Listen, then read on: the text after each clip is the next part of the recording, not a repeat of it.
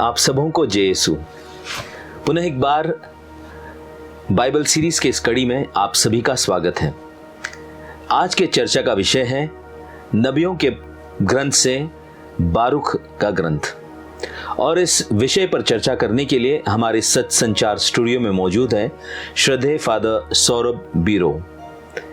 श्रद्धेय फादर सौरभ बरेली धर्म प्रांत के एक युवा पुरोहित हैं और कुछ एक पल्ली में वो सहायक पल्ली पुरोहित रहे हैं, विद्यालय में कोऑर्डिनेटर रह चुके हैं और वर्तमान में श्रद्धेय father Saurabh saint Peter church Kichha में सहायक पल्ली पुरोहित के रूप में कार्यरत हैं। साथ ही साथ विद्यालय में कोऑर्डिनेटर और समाज सेवा केंद्र सुचेतना से जुड़कर किच्छा क्षेत्र में वह समाज सेवा का कार्य कर रहे हैं। आज आप सबों की ओर से मैं उनका तहे दिल से स्वागत करता हूँ। स्वागत है फादर जी। धन्यवाद फादर जी।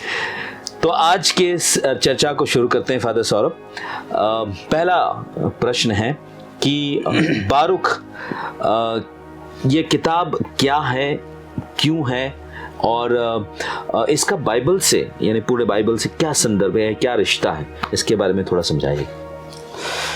यस फादर जी, जैसे कि आपने शुरुआत में कही कि ये किताब एक नबियों का किताब है जी। ये पुराने विधान का एक किताब है जो मध्यकालीन समय में लिखी गई है जी। ये किताब स्वयं बारूक के द्वारा लिखी गई है जी। अगर हम बारूक का ग्रंथ अध्याय 1 पद संख्या 1 में पढ़ेंगे तो वहीं पे साफ साफ लिखी गई है कि ये किताब जी, ये ग्रंथ स्वयं नबी बारूक के द्वारा लिखी गई है जी। साथ ही हमें ये समझने की ज़रूरत है कि ये किताब प्रोटेस्टेंट बाइबल में शामिल नहीं है जी। इसे कहते हैं ड्यूट्रो कैनोनिकल बाइबल या अपोक्रिफा कहते हैं जी। यानी कि कैथोलिक बाइबल में शामिल है लेकिन प्रोटेस्टेंट बाइबल में शामिल नहीं है।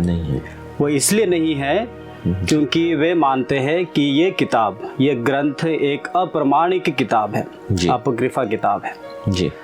और साथ ही हमें यह भी समझना है कि ये किताब नबी बारूक ने उस समय लिखी जहाँ पे लोग, यहूदी लोग कब्जे में, राजा नबूकदनेस्सर के द्वारा कब्जे में वे निर्वासित किए गए थे। उस वक्त, उस दौरान यरूशलेम भस्म होने के बाद लगभग 586 ईसा पूर्व में उन्होंने ये किताब लिखी थी जी। धन्यवाद फादर जी। दूसरा प्रश्न ऐसा है कि इस किताब का मुख्य उद्देश्य, मुख्य विषय या उद्देश्य क्या है इसको लिखने के पीछे? यस फादर जी, इस किताब को लिखने के पीछे का एक उद्देश्य ये है कि लोग पश्चाताप करें जी। क्योंकि यहूदी लोग ईश्वर से दूर चले गए थे। वे दूर चले जाने के बाद उनके दंड स्वरूप ईश्वर ने उन्हें निर्वासित होने के लिए उन्हें इजाज़त दी और इस किताब के द्वारा नबी सभी लोगों को आमंत्रित करते हैं कि वे पश्चाताप करें। साथ ही अपने पापों के लिए, अपने कुकर्म के लिए वे शोक मना के अपने सच्चे ईश्वर के पास लौट कर आए। इसी उद्देश्य से इस किताब को लिखी गई है। यानी आपने जिस तरह से कहा कि ईश्वर से दूर गए, इसका मतलब है कि पाप में पड़ गए, यानी कुकर्म किया। जैसे आप ही के शब्दों को मैं दोहरा रहा हूँ कि ईश्वर से दूर होने का मतलब है पाप करना या अधर्म के रास्ते को अपनाना जी। बारूक की किताब बेबीलोनियन गुलामी के बारे में, जैसे आपने कहा कि बाबुल के निर्वासन के बारे में बताया गया है, तो उस समय के बारे में और उसके बाद के समय के बारे में, निर्वासन के बाद के समय क्या रहा, कैसे रहा, थोड़ा उसके बारे में बताइएगा। जी फादर, कि बारूक की जो ग्रंथ है जी, जो खासकर बाबिलोनी गुलामी के बारे में बताया जाता है जी, कि ये किताब खासकर ये मानती है कि लोगों के पापों के द्वारा ही या लोग विधर्मी हो गए थे, कुकर्मी हो गए थे, उनके इस प्रकार के कार्यों की वजह से ही उन्हें निर्वासन किया गया जी। और इस चीज़ को मद्देनज़र रख के, इस चीज़ को सामने रखकर नबी बारूक ने ईश्वर की दया के बारे में लोगों को बताते हैं कि लोग किस तरह वे यरूशलेम से जब्त करके उन्हें बाबुल लिया गया और वहाँ पर वे तड़प रहे थे, कष्ट सह रहे थे, चुनौतियों का सामना कर रहे थे। तो उस दौरान नबी बारूक ने सभी लोगों को एक सभा बुलाई और वहाँ उस सभा में उनको संबोधित किया कि किस तरह यरूशलेम के यहूदी लोग कब्जे में लिए गए और वे चुनौतियों का सामना कर रहे हैं, परेशान हैं। तो सब लोगों को वे संबोधित करते हुए बताते हैं और सब लोग इकट्ठा होकर उनके लिए उपवास, प्रार्थना और चंदा इकट्ठा करते हैं। चंदा इकट्ठा करके उन लोगों के पास भेजते हैं जो निर्वासन में लिए गए हैं जी। और इसी चीज़ को संबोधित करते हुए नबी बारूक ने लोगों को आश्वासन देने के लिए ये किताब उन्होंने लिखी है। जी, धन्यवाद। बारूक की किताब भी एक साहित्यिक किताब के ज़रिए हम मानेंगे, क्योंकि हर लेखनी के एक साहित्य से जुड़ा हुआ है। तो अलग अलग लिखने का तरीका भी होता है ना, हर एक ग्रंथ को लिखने का तरीका अलग है। जैसे कि हमने बहुत सारे ग्रंथों को देखा जो पुराने विषय में हमने चर्चा की है। तो बारूक के ग्रंथ के साहित्य के लिखने के तरीके क्या है, मतलब क्या रूप उसे दिया गया है, और साथ ही साथ इसमें इसकी जो थियोलॉजी है, इसकी जो इस शास्त्रीय ज्ञान जो इससे हमें प्राप्त होता है वो क्या है, इसके बारे में थोड़ा बताइए। यस फादर, जैसे कि आपने पूछा कि इसका साहित्यिक रूप क्या है जी, कि इस किताब की जो साहित्यिक रूप है वो एक पत्र के रूप में लिखी गई है। पत्र के रूप, ठीक। जैसे कि हमने विधान में पढ़ते हैं बहुत सारे पत्र हैं जी। संत पौलुस का पत्र है, संत पेतरुस का पत्र है, संत यूहन्ना का पत्र है। लेकिन पुराने विधान में इस ग्रंथ को इस प्रकार से रची गई, लिखी गई कि वो पत्र लगे, कि लोगों को एक चिट्ठी के माध्यम से, एक लेटर के माध्यम से लोगों को बताया जा रहा है कि किस तरह उन्हें ईश्वर के पास लौटना है, पश्चाताप करते हुए, शोक मनाते हुए। साथ ही साथ जितने भी लोग बाकी जगह में थे वे उनके साथ शोक मना रहे हैं। तो एक पत्र के रूप में, पत्र में क्या होता है, वार्तालाप करते हैं कि अपने भावनाएं प्रकट करते हैं जी। उसी प्रकार इस ग्रंथों को भी लिखा गया जिससे कि वो अपने भावनाओं को उन सभी लोगों के लिए प्रकट करे जो इस वक्त कष्ट सह रहे हैं, पीड़ा सह रहे हैं जी। साधारण तौर से पुराने विधान में ऐसे कोई पत्र नहीं लिखा गया है। पत्र के रूप में ज़्यादातर कोई ग्रंथ नहीं होगा, शायद एकमात्र एक ग्रंथ होगा जो पत्र के रूप में लिखा गया है। ज़्यादा करके हमने देखा है कि बाइबल में नए विधान में पत्रों का जिक्र है, जैसे कि आपने स्वयं फरमाया कि संत पौलुस का पत्र है, यूहन्ना और पेतरुस के पत्र है लोगों को या कलीसियाओं को संबोधित करते हुए, लेकिन पुराने विधान में ही एकमात्र होगा जो पत्र के रूप में लिखा गया है। धन्यवाद फादर जी। बारूक की किताब और नबी यिर्मयाह के बीच में क्या संबंध है, इसके बारे में थोड़ा बताइए। यस फादर जी, बारूक जैसे कि हमने आपको शुरुआत में कही वो भी एक नबी है जी। लेकिन इसके साथ हमें ये भी जानना ज़रूरी है कि यिर्मयाह भी एक नबी है जी। और इन दोनों के बीच में काफ़ी गहरी संबंध थी। वे दोनों अच्छे दोस्त रहे जी। हाँ, और साथ ही साथ नबी बारूक नबी यिर्मयाह का एक सेक्रेटरी के रूप में काम करते थे जी। परंपरागत रूप से जो भी यिर्मयाह उपदेश दिया करते थे, जो भी भविष्यवाणी वो करते थे, उन सभी चीज़ों की जो लिखने का कार्य, रिकॉर्ड रखने का कार्य नबी बारूक को दिया जाता था जी। और साथ ही अगर हम अंत में देखेंगे खासकर अध्याय 6 में, वहाँ पर नबी यिर्मयाह के भी पत्र हैं जी। और इस पूरे ग्रंथ को शुरू से लेकर अंत तक कहा जाता है कि एक्सटेंशन ऑफ जेरेमियास वर्क। हाँ, यानी कि यिर्मयाह के काम को आगे बढ़ा, यिर्मयाह को आगे एक एक्सटेंशन देते हुए जो ये बारूक के ग्रंथ को भी बताया गया है जी। तो एक तरह से नबी बारूक जो थे एक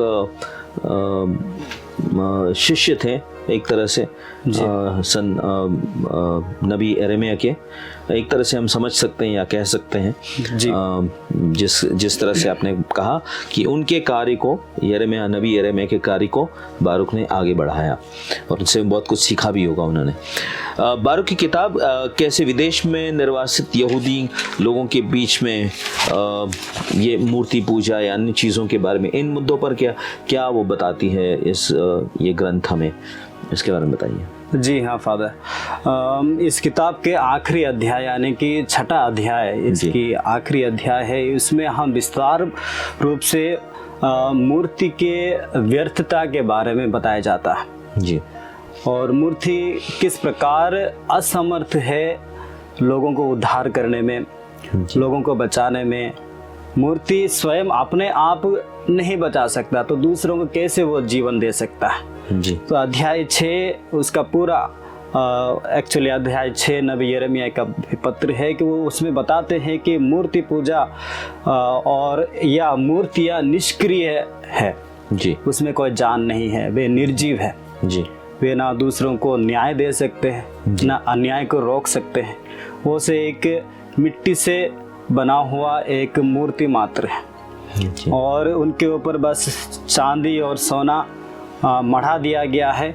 वो सिर्फ इंसानों का कृतियाँ है, इंसानों के हाथों के द्वारा बनाई गई कृतियाँ है, वे निर्जीव है, निष्क्रिय है, वे खुद को तो बचा नहीं सकते और दूसरों को भी नहीं बचा सकते। तो इसी चीज़ को सामने रखते हुए नबी बारूक लोगों को बताते हैं कि जो तुम लोगों ने देव मूर्तियों को रखा है, जो मूर्ति पूजा तुम लोग करते आए हो, वे निर्जीव है, निष्क्रिय है, वो तुम्हें आशीष नहीं दे सकते, वो तुम्हें आशीर्वाद नहीं दे सकते, मुक्ति नहीं दे सकते, इसलिए तुम पश्चाताप करके सच्चे ईश्वर के पास लौट कर आओ।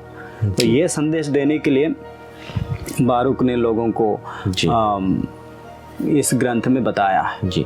जैसे कि हम देखते हैं कि पुराने व्यवस्थान में बहुत सारे ग्रंथों में, विशेष रूप से नबियों के ग्रंथों में ये भविष्यवाणी की गई प्रभु यीशु मसीह के आने के बारे में। तो बारूक के ग्रंथ में इसके विषय में क्या कहा गया मसीह के आने के बारे में?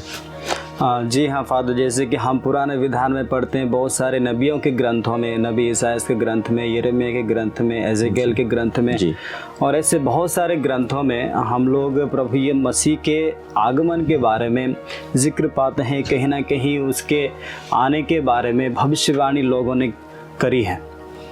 लेकिन इस किताब में हम लोग सीधे तरीके से कोई भविष्यवाणी नहीं पाते जी कि मसीह इस वक्त आ गया, कुंवारी से जन्म लेगा वगैरह वगैरह। इस चीज़ के बारे में सीधे तरीके से ये ग्रंथ या नबी बारूक के द्वारा इस ग्रंथ में बताई गई। लेकिन कुछ विद्वानों का मानना है जी, कुछ बाइबल पंडितों का मानना है, जो अंग्रेजी में कहते हैं बिब्लिकल स्कॉलर्स जी, उनका मानना है कि कहीं ना कहीं कुछ अंश में जी कि अप्रत्यक्ष रूप में यीशु मसीह के आगमन के बारे में भविष्यवाणी की गई है, सांकेतिक रूप से हाँ जी जी।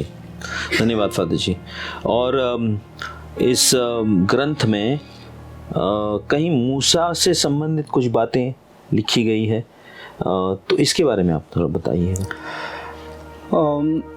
अध्याय 3 और उसके अध्याय 4 में अगर हम लोग पढ़ेंगे तो वहाँ पर प्रज्ञा के बारे में बताई गई है जी, प्रज्ञा के बारे में, विजडम के बारे में, विवेक के बारे में, उसकी श्रेष्ठता के बारे में बताई गई है कि प्रज्ञा स्वयं ईश्वर से उत्पन्न होती है और जो प्रज्ञा के मार्ग पर चलता है जी, वो ईश्वर के पास वो लौट सकता है।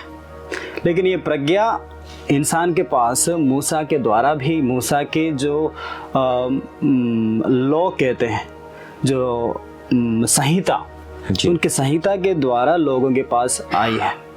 तो अंग्रेजी में अगर इसे हमें कहे तो एम्बॉडीमेंट ऑफ मोसेस लॉ, यानी कि जो प्रज्ञा जो है, जो मूसा के संहिता के बारे में, उसके रूप के बारे में भी बताता है जी।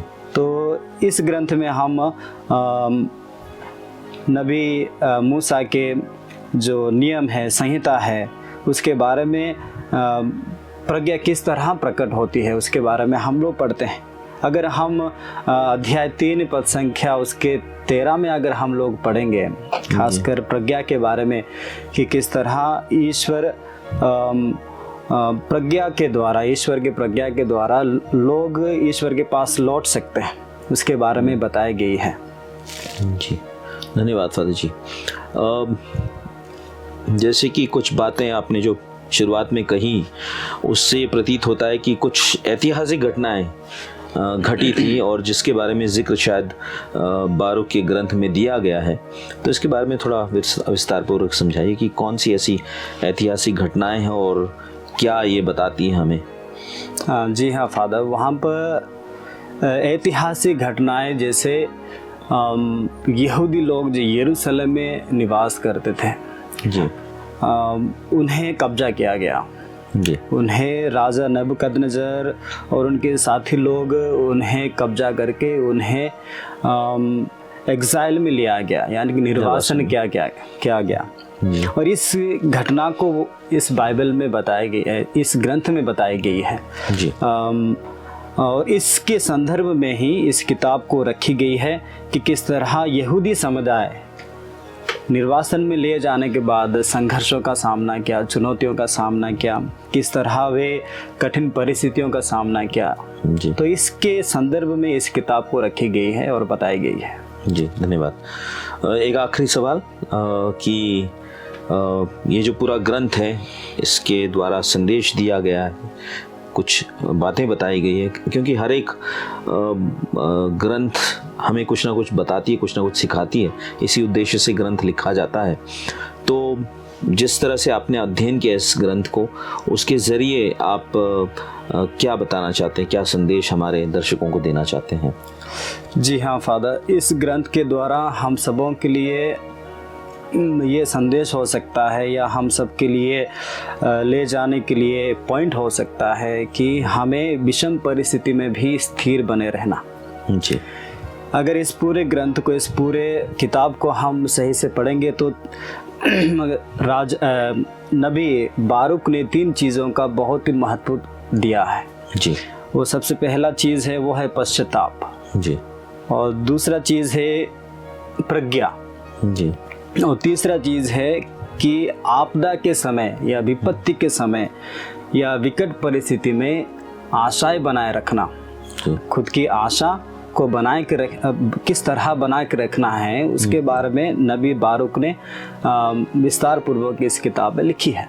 तो हम सबों के लिए या आधुनिक के लोगों के लिए, हम सब जो इस वक्त बाइबल पढ़ते हैं, ग्रंथ पढ़ते हैं, तो हम लोगों के लिए ये संदेश हो सकता है कि हमें पश्चाताप करते हुए, पश्चाताप हमें तभी होगा जब हम ईश्वर की प्रज्ञा को अपने जीवन में उतारेंगे।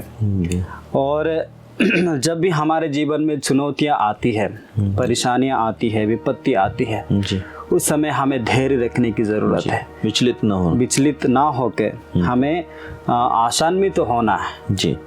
और साथ ही ईश्वर की दया को अपने जीवन में मांगते हुए, ईश्वर पर विश्वास करना चाहिए, ईश्वर की दया को मांगते हुए, और उन सभी चीज़ों को हमें त्यागना है जो हमें विनाश की ओर ले जाता है जी।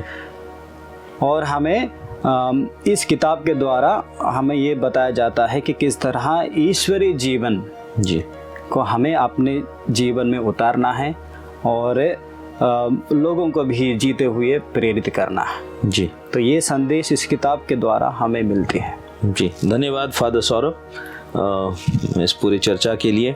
हमारी चर्चा को यहीं पर हम लोग विराम देते हैं।